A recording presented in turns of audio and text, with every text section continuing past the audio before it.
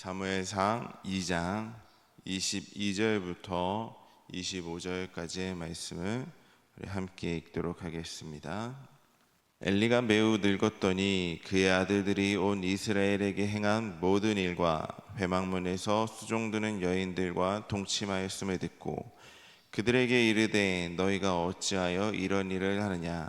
내가 너희의 악행을 이 모든 백성에게서 듣노라. 내 아들들아, 그리하지 말라. 내게 들리는 소문이 좋지 아니하니라. 너희가 여호와의 백성으로 범죄하게 하는도다. 사람이 사람에게 범죄하면 하나님이 심판하시려니와 만일 사람이 여호와께 범죄하면 누가 그를 위하여 간구하겠느냐 하되 그들이 자기 아버지의 말을 듣지 아니하였으니 이는 여호와께서 그들을 죽이기로 뜻하셨음이더라. 아멘. 할렐루야. 오늘 이 새벽도 함께 예배하는 자리에 나오신 여러분 모두를 주님의 은혜와 평강이 늘 함께하기를 간절히 소망합니다. 저와 여러분들, 우리들은 하나님의 그 놀라운 은혜로 구원받은 사람들입니다. 그래서 우리는 영원히 견고한 은혜와 사랑 가운데 있을 수 있게 된 것이죠. 그런데 우리가 결코 잊어서는 안 되는 죄의 문제가 아직도 남아있는데 오늘 말씀을 통해서 한번 나눠보고자 합니다. 먼저 우리는 하나님께서 죄를 미워하신다는 사실을 알고 죄에 빠지지 않아야 됨을 기억하시기 바랍니다.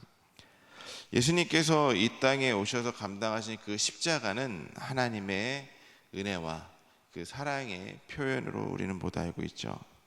그 이유는 우리 같은 죄인을 위해서 하나님께서 독생자 예수 그리스도를 보내주셨고 우리를 구원으로 인도해 주셨기 때문입니다. 그런데 이것은 또한 하나님의 진노와 저주의 표현이라고 말할 수가 있습니다. 하나님께서는 당신의 아들을, 그 예수 그리스도를 십자가에 매달기 전까지는 결코 죄와 타협하지 않으셨고 오늘 말씀에서도 알 수 있다시피 진노와 저주를 쏟으셨습니다.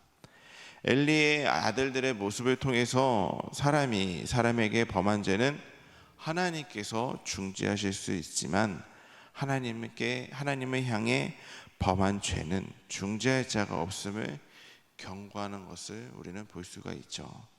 그래서 죄를 가벼이 여기고 죄 짓는 일을 대수롭지 않게 여기는 사람은 심각한 위험 가운데 있다라는 것입니다. 왜냐하면 우리의 삶은 죄를 미워하고 계시는 하나님의 눈앞에 있기 때문입니다.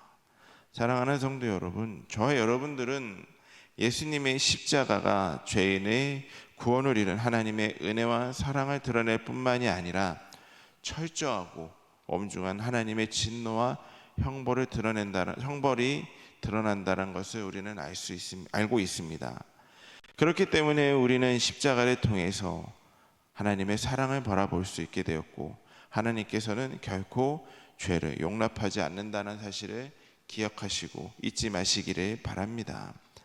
두 번째로 우리는 거룩하길 원하시는 하나님의 요구를 존중해서 우리는 죄를 피해야 됩니다.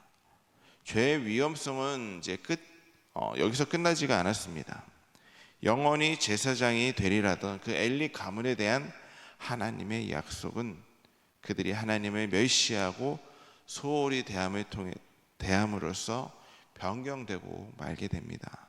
하나님께서는 처음부터 끝까지 우리에게 요구하시는 것이 있습니다. 그것은 바로 하나님과 같이 거룩하라라는 것을 우리에게 하나님께서는 요구하고 계십니다. 하나님께서는 하나님의 백성이 하나님과 같이 거룩하기를 원하고 계십니다. 그래서 하나님께서는 우리를 구원하여 주셨고 우리를 그 거룩의 길을 열어주신 것입니다. 그럼에도 우리의 모습은 어땠나요?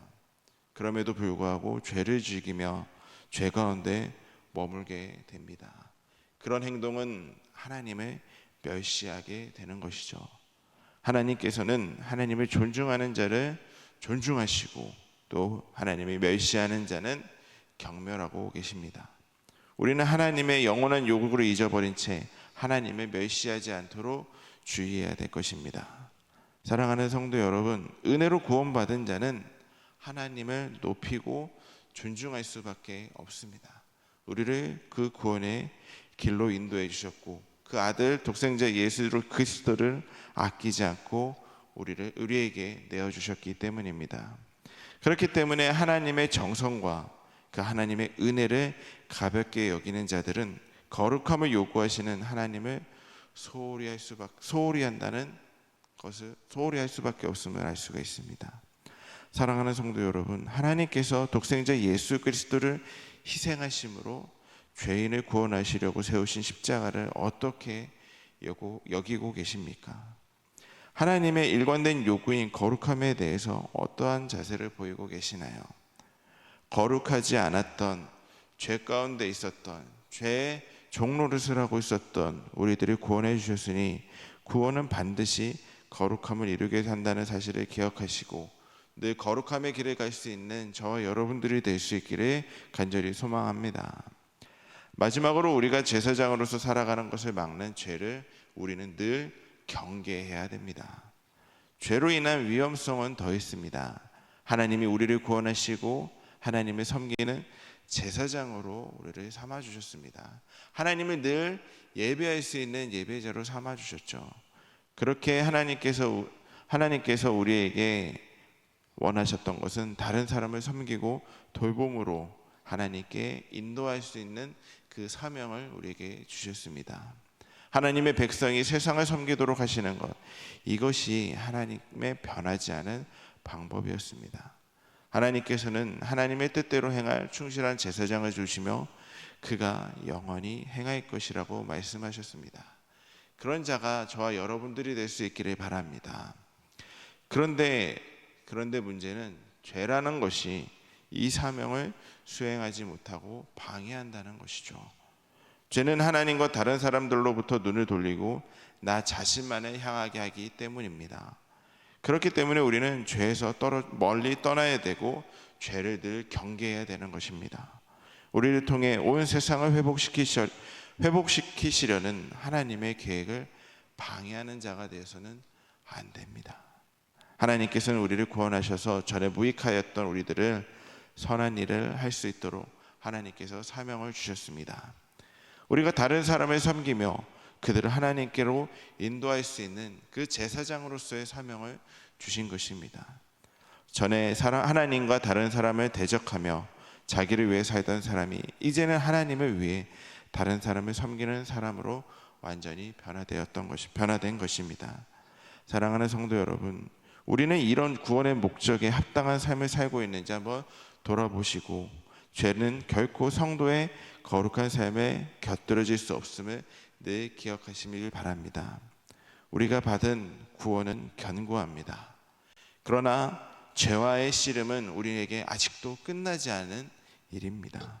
그 씨름이 우리를 구원하신 하나님 앞에서 일어난다는 것을 기억하며 오늘도 죄와 싸워 승리하는 삶을 살아 하나님께서 원하시는 그 거룩하신 길을 가고 또 주님께서 우리에게 맡겨주신 그 사명을 늘 감당할 수 있는 저와 여러분들이 될 수 있기를 주님의 이름으로 간절히 축원합니다. 함께 기도하겠습니다. 사랑과 은혜가 충만하신 하나님, 우리는 주님의 사명을 감당하기 위해 살아가려고 하지만 늘 죄는 우리의 곁에 다가와서 우리를 유혹하고 우리를 무너뜨리려고 합니다. 우리를 죄 가운데 머물게 하고 하나님께서 우리에게 주신 사명을 감당하지 못하게 하려고 합니다. 그러나 주님, 오늘도 주님과 함께함으로 주님께서 주신 그 구원의 길을 기억하며 하나님, 저희들 죄로부터 멀어지고 늘 죄를 경계하고 하나님께서는 죄를 싫어하시고 미워하신다는 사실을, 죄를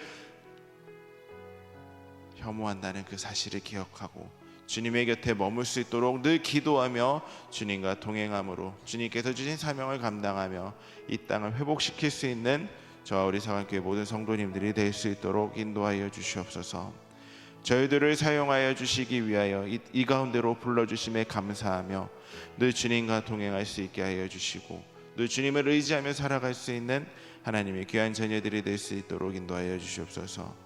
오늘은 주일입니다. 오로지 주님만을 바라보고 주님과 동행할 수 있는 하루가 될 수 있게 해주시고 우리의 평생을 주님과 함께 하겠사오니 저희들의 삶을 주님께서 늘 주관하여 주시옵소서. 오늘 모든 것을 주님께 맡기며 예수님의 이름으로 기도드렸습니다. 아멘.